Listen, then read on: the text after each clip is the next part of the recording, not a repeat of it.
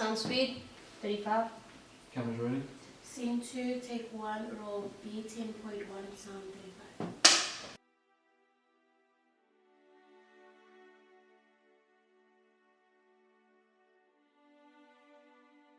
I wouldn't say that there was an initial inspiration because the story has evolved quite drastically from what it was in the initial stages.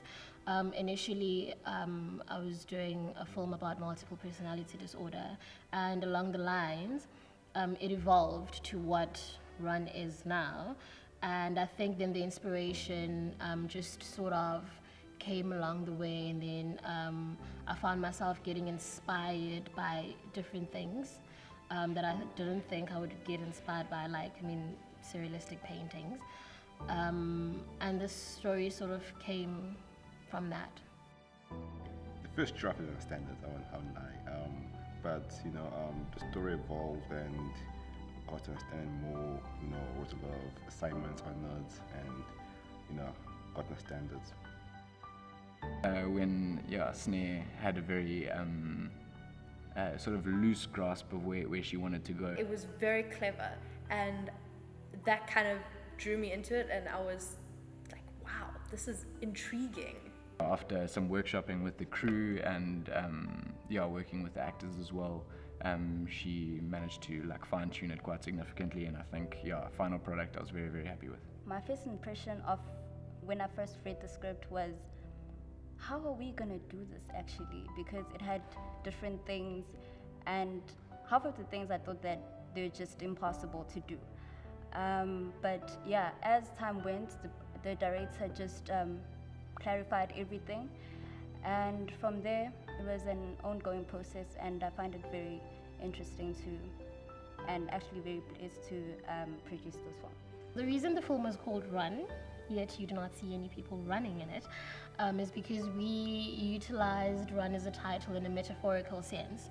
So it does not mean the physical running, it means running from your identity, running from your reality, running from the self, which are the themes that the film explores. So that's why it is called Run.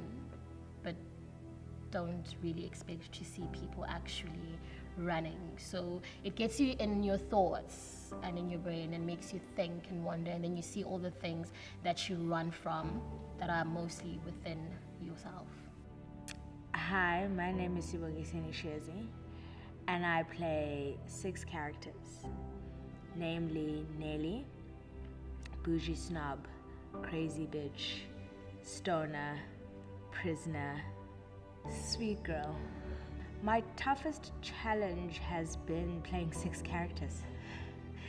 I think it was the one aspect that I was most anxious about, and really being placed in a position where I want to be true to each character specifically, and making sure that there's a difference, and making sure that there's integrity in terms of how it is I portray them. So it was very difficult, very, very difficult to get into a place where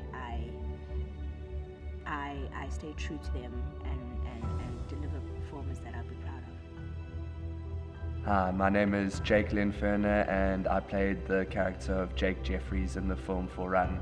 My first impression of the script was that I really loved it because I really love the deep, dark and personal details of everyday life.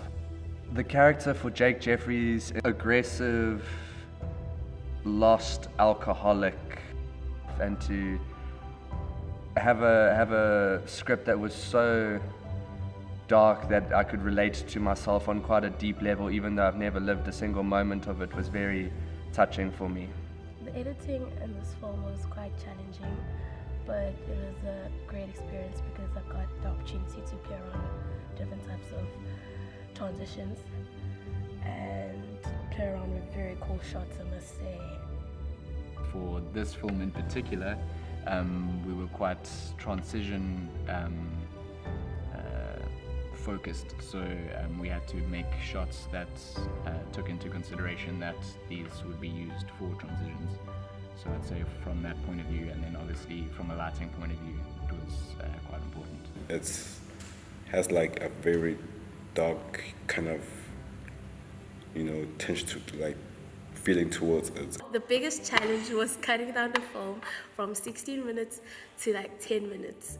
It was very tough because I was scared that I was going to lose the pace of the film and stuff. But hey, we here, hey? The pace is there.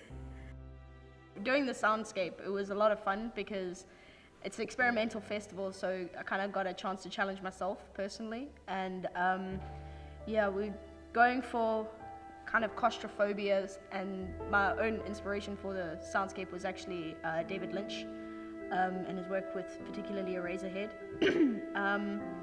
It just creates this hollowness that still makes you feel like you're in this little hole.